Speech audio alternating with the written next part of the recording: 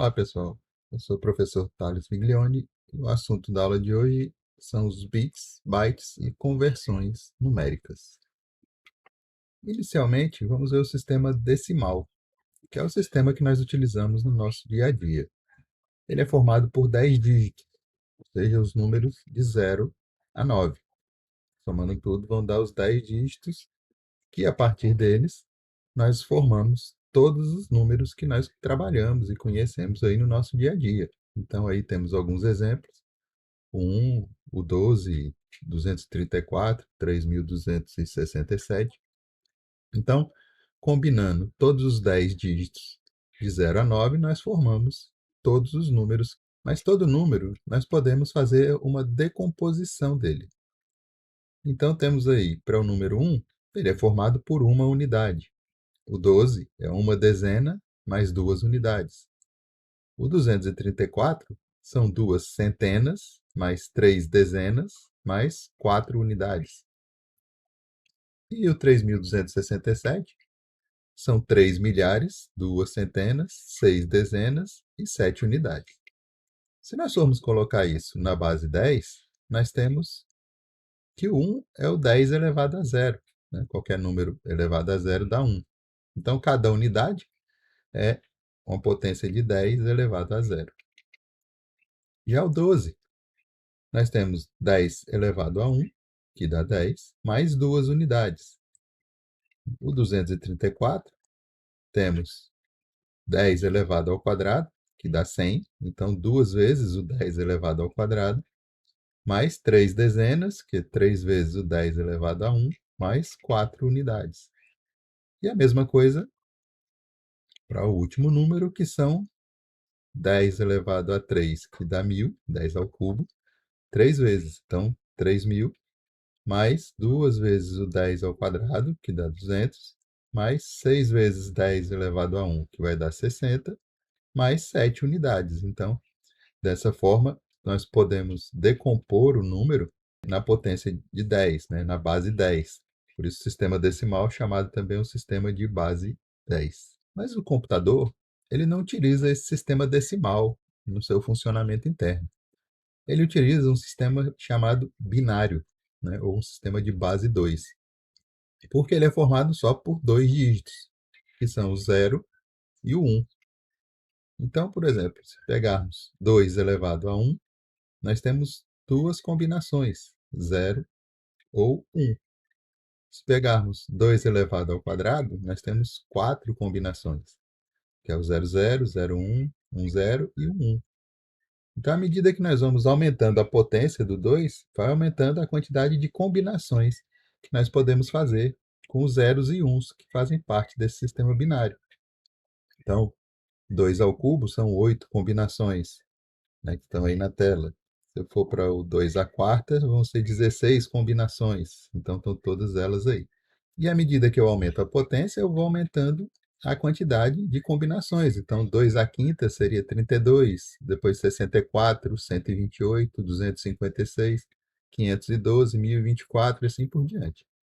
Então, a potência de 2, o número da potência, o resultado, né, da potência indica a quantidade de combinações que eu posso ter de zeros e uns.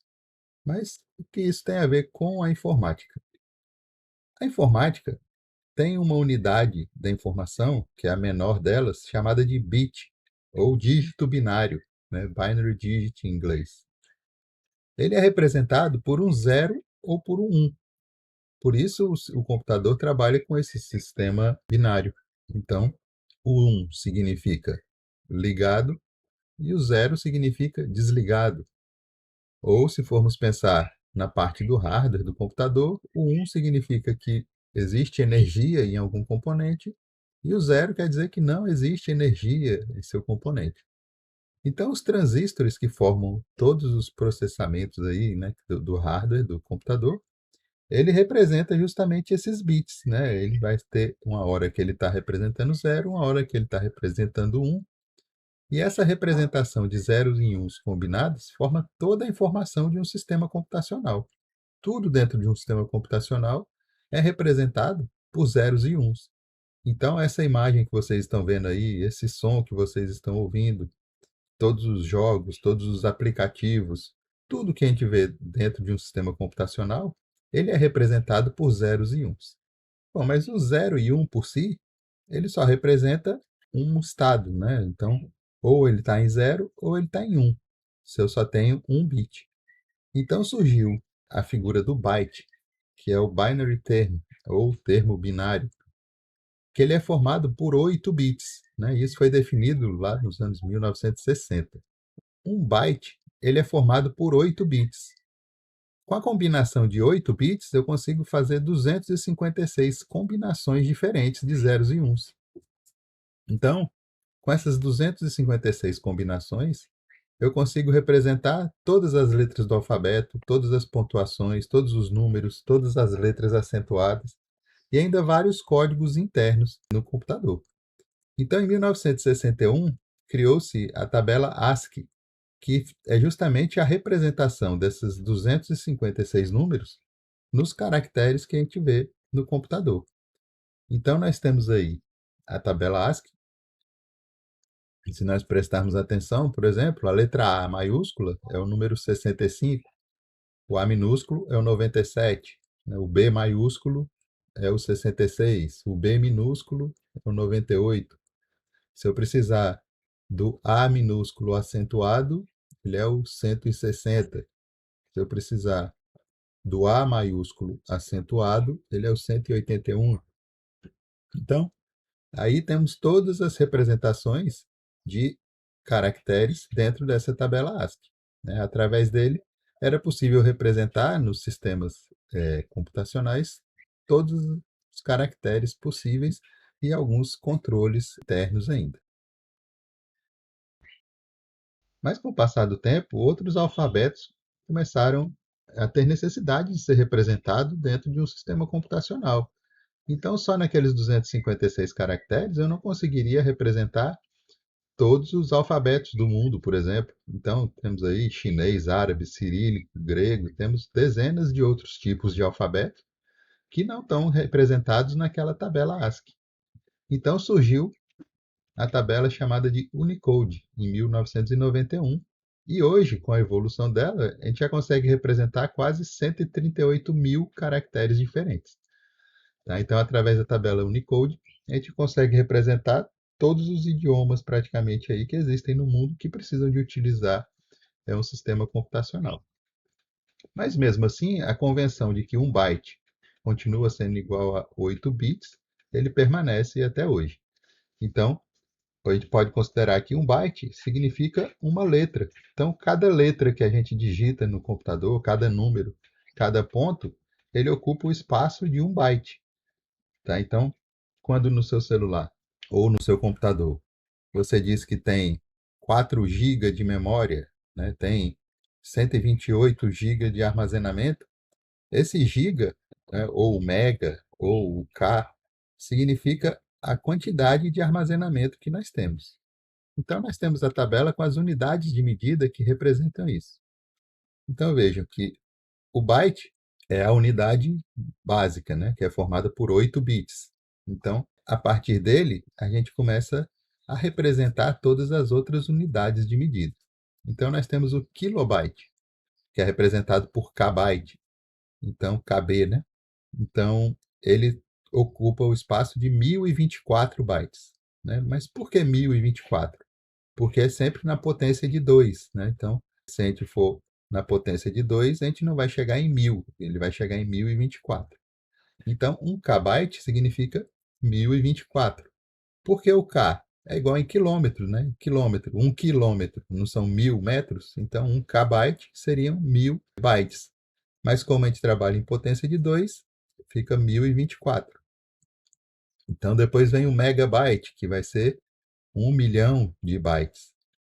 Depois o gigabyte, que vai ser 1 bilhão, o terabyte, 1 trilhão, e assim por diante. Petabyte, hexabyte, zettabyte, iotabyte, e assim vai. Né? Então, é assim que são feitas as unidades de medidas em um sistema computacional. Bom, mas nós precisamos de representar esse número decimal em binário, por exemplo. Né? E também, às vezes, precisamos de converter de binário para decimal.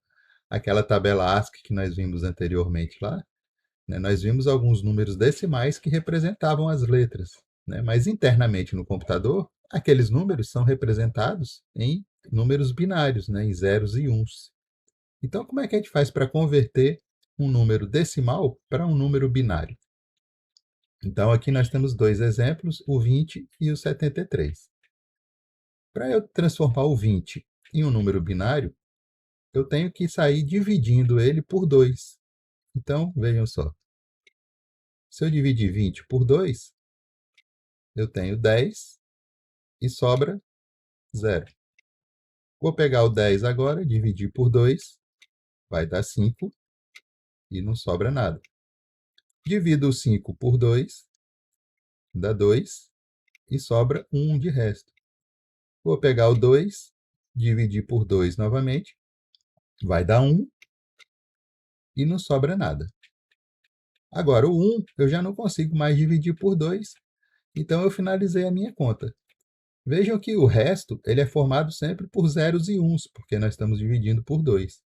Então, qual é a representação binária do 20? Eu tenho que pegar aqui do último 1, né, que eu achei, e pegar voltando ali para ver qual é o número, né? Então, a representação binária do 20, começando por esse 1 aqui de baixo, vai ser 10100. Então, o 20 decimal é a mesma coisa de eu escrever 10100 em binário. Tá? Então, esse número binário representa o 20. Lembrando que na hora de definir, de pegarmos, juntarmos esses zeros e uns, a gente sempre tem que começar desse 1 aqui de baixo e ir voltando, né, juntando os zeros e uns para formar um número binário. Mesma coisa com 73, vamos ver. 73 dividido por 2 dá 36 e sobra 1. 36 dividido por 2 dá 18, não sobra nada. 18 dividido por 2 dá 9, não sobra nada. 9 dividido por 2 vai dar 4 e sobra 1. 4 dividido por 2 dá 2 e não sobra nada. E 2 dividido por 2 vai dar 1 e não sobra nada. Então vejam lá que nós temos aí no resto só zeros e uns, né, contando com o último 1 que foi dividido ali por 2 e não é mais possível dividir. Pegando de baixo para cima, novamente, nós temos que 73 vai ser 1001001. Tá? Então, é assim que a gente faz a representação binária de um número decimal. Então, qualquer número que nós precisarmos de converter para binário, nós precisamos dividir ele por 2, até não dar mais para dividir, e depois juntar, no sentido inverso, os restos que foram gerados nessa divisão. A mesma coisa nós podemos fazer para converter de binário para decimal, mas o processo é um pouco diferente. Então, nós temos aqui dois números binários agora, né? São números formados só por zeros e uns, e eu quero converter esse número para um número decimal. Eu quero saber que esse 10100, que número é esse? Então, o que eu preciso fazer? Primeira coisa, eu vou numerar da direita para a esquerda, a partir do zero, né, os números. Então, 0, 1, 2, 3 e 4. Para que eu vou fazer isso? Porque isso vai me indicar a potência que eu vou precisar de utilizar. Então, vou pegar aquele primeiro 1 e vou multiplicar por 2 elevado à quarta. Por que 2? Porque a gente não está transformando de binário para decimal. Então, eu tenho que pegar na potência de 2 por ele ser binário. Depois eu vou pegar o zero, que é aquele segundo número, e elevar à potência de 3, e somar depois com 1 vezes 2 ao quadrado, depois o zero vezes 2 elevado a 1, e depois o zero vezes 2 elevado a zero. Então percebam que eu peguei cada um dos números, multipliquei pela potência de 2 correspondente ao número que nós colocamos em cima, né? E agora é só resolver essa conta. Então, 2 à quarta dá 16, vezes 1, né? 0 vezes 2 ao cubo não dá nada, porque qualquer número multiplicado por 0 dá 0. Mais 1 vezes 2 ao quadrado vai dar 4. 0 vezes qualquer número dá 0, e 0 vezes qualquer número dá 0. Eu somando isso tudo, aquele número decimal é o 20. Então, percebam que é o mesmo número que nós transformamos para binário anteriormente. Agora temos esse outro número que vamos fazer a mesma coisa. Para eu descobrir qual é o número decimal dele, eu vou precisar de numerar todas as potências dele, sempre da direita para a esquerda. E aí eu vou multiplicar. 1 vezes 2 elevado à quarta, mais 1 vezes 2 elevado ao cubo, mais 0 vezes 2 elevado ao quadrado, mais 1 vezes 2 elevado a 1, mais 1 vezes 2 elevado a 0. Novamente, eu peguei todos os números binários, multipliquei pela potência correspondente e vou somar o resultado deles. Então, 1 vezes 2 elevado à quarta vai dar 16. 1 vezes 2 elevado ao cubo dá 8. 0 vezes qualquer coisa dá 0. 1 vezes 2 elevado a 1 vai dar 2. E 1 vezes 2 elevado a 0 vai dar 1, porque qualquer número elevado a 0 dá 1. Então, 1 vezes 1 dá 1. Se eu somar isso tudo, o valor que eu tenho é 27. Então, o valor decimal desse 11011 é o 27. Então, é assim que nós convertemos um número binário para decimal. E assim chegamos ao final dessa aula. Qualquer dúvida sobre o assunto, meu e-mail está aí na tela. Podem entrar em contato. Até a próxima.